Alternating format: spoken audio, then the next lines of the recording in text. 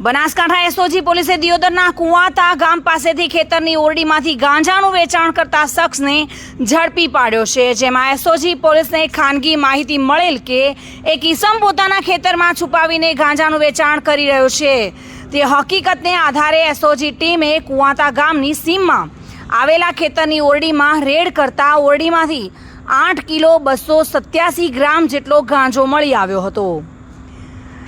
જેથી એસઓજી પોલીસે ગાંજાનું વેચાણ કરતા પોપટભાઈ વણકરના સ્થળ પર હાજર મળી આવતા ગાંજાની અટકાયત કરી હતી અને 82,830 રૂપિયાનો ગાંજો કબજો કરીને આરોપી વિરુદ્ધ દિયોદર પોલીસ મથકે narcotics drugs and psychotropic substances act મુજબનો ગુનો નોંધી આગળની તપાસ હાથ ધરી છે। જગદીશ સોની સાથે bureau report, today Gujarati news.